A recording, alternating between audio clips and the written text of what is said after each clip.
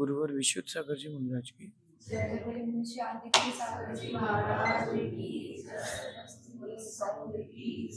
या हम सभी अपने जीवन में सुख और गुणों की अभिवृद्धि के लिए नीति के विषयों का श्रवण कर रहे हैं। नीति हमें सिखाती है कि कई बार कई चीजें मेहनत से नहीं मिलती, कई बार वो चीजें मेहनत के साथ साथ किस्मत से भी नहीं मिलती। हम उसकी चाह कितनी कर लें तो भी वो नहीं मिलती। गुरुओं का भी आशीर्वाद मिल जाए तो भी वो चीज नहीं मिलती। ये इसलिए होता है क्योंकि कर्मों का खेल चल रहा है। सबके अपने अपने दिन होते हैं। हर खिलाड़ी का अपना एक दिन आता है, और जिस दिन उस खिलाड़ी का दिन आता है उस दिन उसके सामने किसी की नहीं चलती। जब कर्मों का दिन आता है तो फिर कितनी पुरुषार्थ कर लें अपन, वो कर्मों का समय चल रहा है तो आपका पुरुषार्थ निष्फल हो जाता है। लेकिन उस समय भी अगर आप चाहते हो कि दुख कम हो, उन कर्मों के खेल से हम बच सकें, तो सिर्फ एक ही उपाय है, वो है आनंदित रहना। क्योंकि ये कर्मों का खेल तो चलता ही रहेगा। आज कुछ है तो कल कुछ और है, चलता ही रहेगा, वो रुकेगा नहीं। आप चाहे जो कर लो, कर्मों का खेल तो चलता रहेगा। तो इस पूरे चक्र के बीच में हम कहीं अश्रद्धा ना कर बैठे, हम कहीं दुखी ना हो जाएं। इसलिए जॉयफुल लाइफ जीना चाहिए, खुश होकर के आनंदित होकर जीना चाहिए। जो चीज चल रही है उसको लाइफ में एक्सेप्टेंस करते लेना चाहिए कि चलो ये भी हमारे लाइफ का हिस्सा, एक्सेप्ट करो। आज अपन समझेंगे कि how to live joyful life, आनंदित जीवन कैसे जिए। क्योंकि सबसे बेस कीमती चीज कोई है तो वो आनंदित जीवन है। बाकी सब तो मरे के समान जिया है। खुश होकर के जो जिया आपने वही जिया। कह रहे हैं कि हर चीज चाहने से नहीं मिलती। बहुत सारे लोग बहुत सारी चीजों की चाह रखते हैं, लेकिन हर चीज चाहने से नहीं मिलती। फिर कहा जाता है आपसे कि मेहनत करो, मेहनत करने के बाद भी वो चीज नहीं मिलती। तो क्यों नहीं मिलती? तो कह रहे हैं कि हर चीज चाहने से नहीं मिलती, बड़ी बड़ी मेहनत करने के बाद भी वो चीज नहीं मिलती। किसी बड़े व्यक्ति के आश्रय में भी चले जाएं तो भी कई बार वो चीज नहीं मिलती, क्योंकि कहीं ना कहीं कर्मों का भी खेल चलता है। और जब कर्मों का खेल चलता है तो उसके सामने किसी की नहीं चलती। दिन थे रावण के, वो दिन थे रावण के, 3 खंड का राज किया, 18,000 रानियों के राजा बने, 1 लाख पुत्र थे, 1.25 लाख जिसके नाती थे। दिन चल रहे थे रावण के, लेकिन जब कर्मों का खेल आया और जब लक्ष्मण की चली, राम की चली, तो रावण की नहीं चली, क्योंकि उस समय कर्मों की चल रही थी। सीधा सीधी बात है कि हर व्यक्ति का अपना अपना समय आता है। तो जब अपना भी समय आएगा तो अपन भी करेंगे। कहते हैं ना आप लोगों की अपना टाइम आएगा। लेकिन जस्ट वेट एंड वॉच वाली कंडीशन भी कई बार लाइफ में लगाना चाहिए। पुरुषार्थ बंद नहीं करना, लक्ष्य की प्राप्ति के लिए गमन बंद मत करना, सभी चीजें चलते रहना चाहिए। धार्मिक क्रिया भी और आपकी आंतरिक क्रिया भी। लेकिन some time wait and watch भी होना चाहिए। एक माँ ने भोजन बनाने की प्रक्रिया प्रारंभ करी और उसने कुकर में सब्जी वगैरह रख दी, गैस में रखी नहीं कि अब बेटा कह रहा है माँ खिलाओ, माँ खिलाओ। अब माँ कहाँ से खिलाएगी? डोसा बनाते तो थोड़ी देर उसको सेट होने में टाइम लगता है, थोड़ा ना कि बस चावल और दाल पीसी और डोसा बन गया। तो लाइफ में आप हर जगह वेट एंड वॉच वाली कंडीशन आती है, करना चाहिए। जब कोई माँ के गर्भ में बच्चे आता है तो वेट एंड वॉच वाली स्थिति 9 महीने तो रुकना ही पड़ेगा। ऐसा नहीं होता, पिता तो अधीर होते, बोले कब 3 महीने हो गए, 5 महीने हो गए, कब कब बच्चा भी देखने मिलेगा। लेकिन वेट एंड वॉच वाली कंडीशन भी लाइफ में आपको एक्सेप्ट करना चाहिए। मैं कह रहा हूं तो मेरे कहने के बाद आपको मेरे शब्द सुनाई दे रहे हैं, इस बीच में आपने थोड़ा सा वेट एंड वॉच किया है। ये लाइफ की जॉयफुल लाइफ के लिए सबसे पहला फंडा है कि थोड़ा वेट एंड वॉच करें। हर चीज समय पर मिलेगी, समय के पहले नहीं मिलेगी। आप सोचो कि गर्मी का मौसम आ रहा है, अब बर्फ गिर जाए राजस्थान में, ये यहाँ तो नहीं गिरेगी, कोई तूफान उफान कभी आगे तो होगा। अगर आपको ठंडी भी चाहिए तो आप थोड़ा वेट एंड वॉच तो करना है। तो वेट एंड वॉच वाला जो स्थान एक ऑप्शन है लाइफ में, वो भी जॉय के लिए, हैप्पीनेस के लिए, आनंद के जीवन के लिए बहुत इंपॉर्टेंट है। और आगे कह रहे हैं कि तो हम क्या करें, ऐसी कंडीशंस आने पर हम क्या करें? तो जो आपके पास है उसमें सेटिस्फाइड रहें, जो सर्कमस्टेंसेस चल रहे हैं, सिचुएशंस चल रही हैं, उनको एंजॉय करें।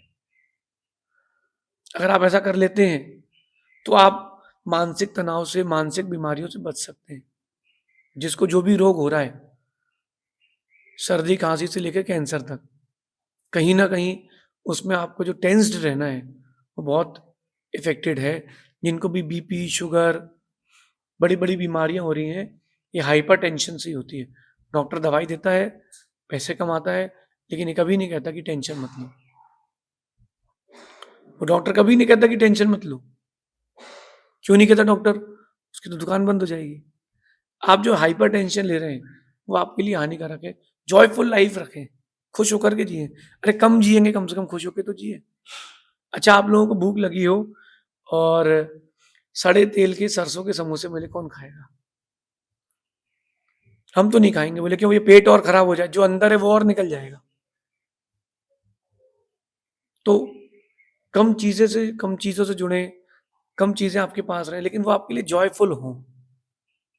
हम कह रहे हैं कि गरीब आदमी अच्छा है अमीर आदमी से, अगर वो सुखी है, खुश है तो। इंदौर में हम लोग सुबह सुबह दैनिक क्रिया के लिए जा रहे थे, तो 56 के बाहर एक आदमी एक थैला सिर के नीचे लगाया और एक चादर ओढ़ के छोड़ा, सो रहा था फुटपाथ पर। वो शराब नहीं पिया था, वो गरीब था, और वो क्या सुकून की नींद ले रहा था। वहां आसपास से गाड़ियां निकल रही, लोग चल रहे, दौड़ रहे, उसे कोई फर्क नहीं पड़ रहा, क्योंकि वो खुश था कि मैं 4 रोटी भीख मांग के कमा के सो गया हूं। वो खुश था। सामने एक महल है, हो सकता है वहां को रहने वाले को नींद ना आ रही हो। क्यों? क्योंकि कुछ ना कुछ खटर पटर चलती। जितना बड़ा आदमी उतनी बड़ी टेंशन।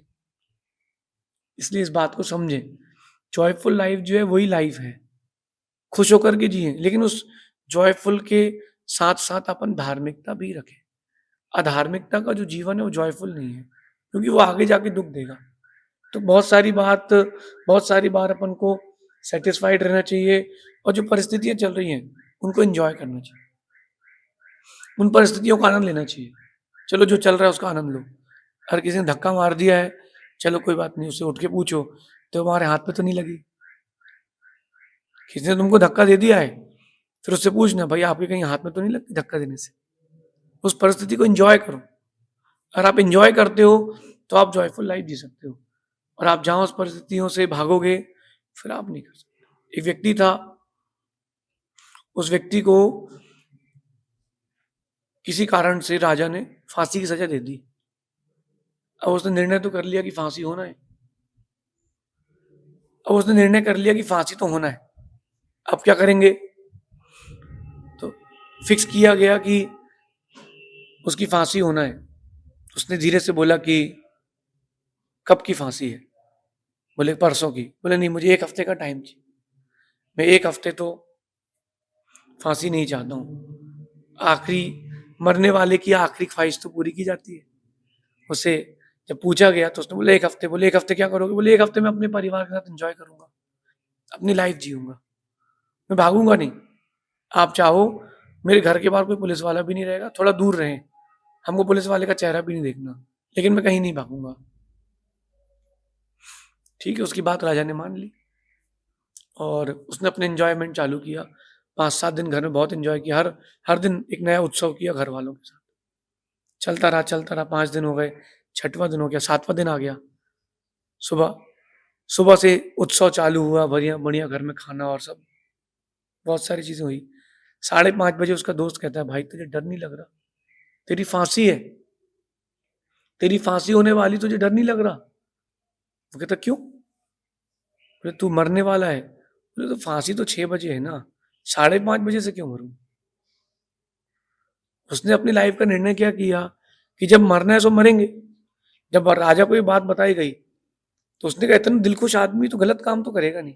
सर्च किया तो वो सही ठहरा, वो बच गया। और कहीं वो रोता बिलखता दुखी होता तो पक्की बात थी, 101% बात थी, उसकी फांसी नहीं होती, उसके पहले वो मर जाता। जॉयफुल लाइफ जो है वही बेस्ट लाइफ है। इसलिए खुश रहना ना रहना हमारे अंदर है। बहुत सारे दुखी होने के प्रत्यय लाइफ में आएंगे। वो दुखी होना नहीं होना वो हमारे अंदर है।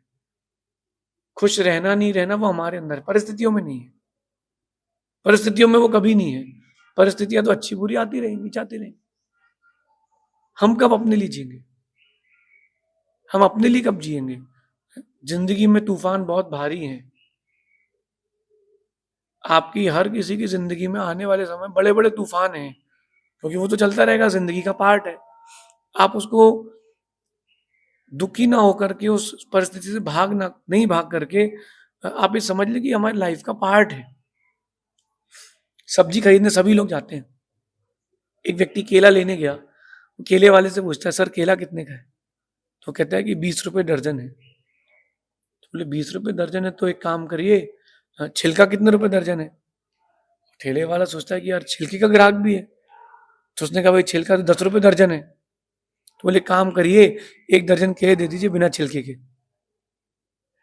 क्या बोला उसने? 1 दर्जन केले। बोले भाई छिलका सहित ही केला मिलता है। आप जीवन में जो चीजें लेते हो उसमें अच्छाई और बुराई दोनों साथ में मिलती है। बुराइयां आपको छोड़ना पड़ती है। जीवन है, ये आपकी लाइफ है, इसमें आपको दुख और सुख साथ में मिलेगा। दुख को भूलना पड़ेगा। वो लाइफ का एक पार्ट है। वो लाइफ का एक पार्ट है और उसको टाल नहीं सकते हो।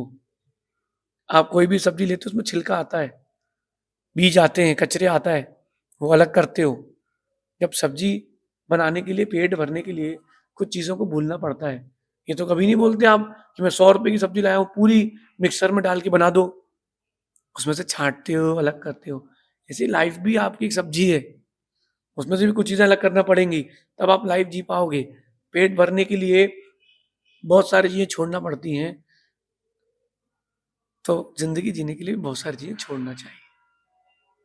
इसलिए खुश रहें, क्योंकि दुखी रहने के बहाने यहाँ बहुत सारे हैं, और खुश रहना ना रहना वो हमारे ऊपर है। बहुत सारी बार हम क्या करते हैं कि जान करके दुखी होते हैं। हम उन चीजों को अंदर ले आते हैं। अंदर मत ले जाओ तो तुम दुखी नहीं होगे। किसी ने आपसे कुछ कहा और आप उसको अंदर नहीं ले जाओ तो आप दुखी नहीं होगे, खुश रहोगे। तो यहाँ कह रहे हैं कि जिंदगी में तूफान तो आएंगे, एक मजबूत वृक्ष की तरह पक्के रहो।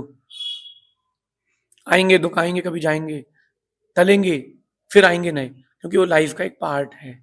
सीताफल लेते हैं, उसमें बीज भी मिलते हैं, छिलका भी मिलता है।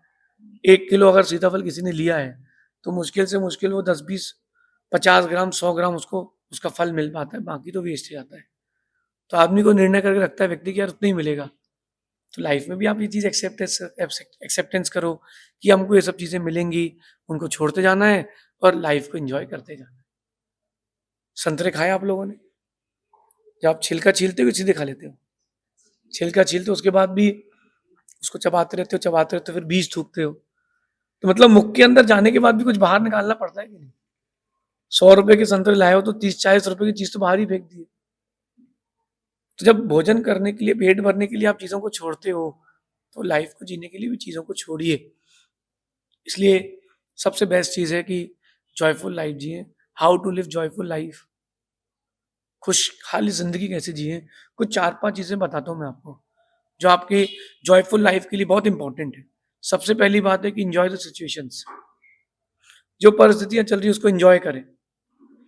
जिंदगी में आपको हर बार हर समय जीत नहीं मिलेगी, कई बार हार का सामना भी करना चाहिए। हर बार हर परिस्थिति आपकी जैसी नहीं रहेगी, कितने बड़ा व्यक्ति क्यों ना हो। जब कर्मों का खेल चलता है तो हार उसकी भी होती है। बस एंजॉय करना चाहिए लाइफ को। चलो ये हमारी लाइफ का पार्ट है। अगर आप सिचुएशंस को एंजॉय करते हो तो आपकी लाइफ जॉयफुल रहेगी।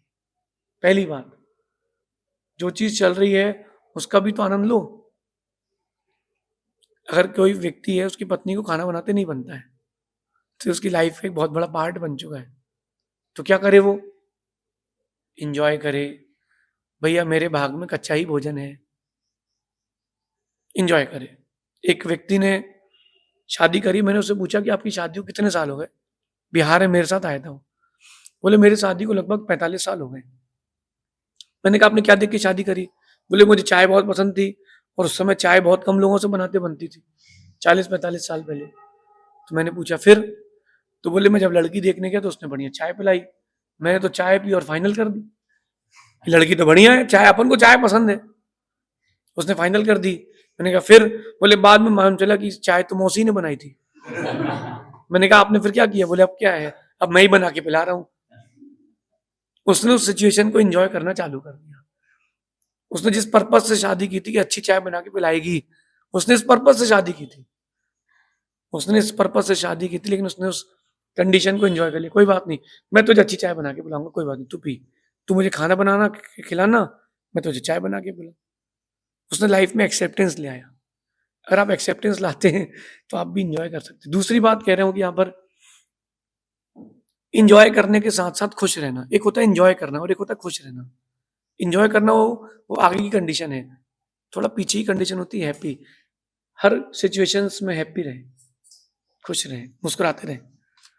आप मुस्कुराते रहोगे ना तो वो परिस्थितियां जल्दी भाग जाएंगी और फिर अपन खुश बचेंगे। तीसरी बात होती है कि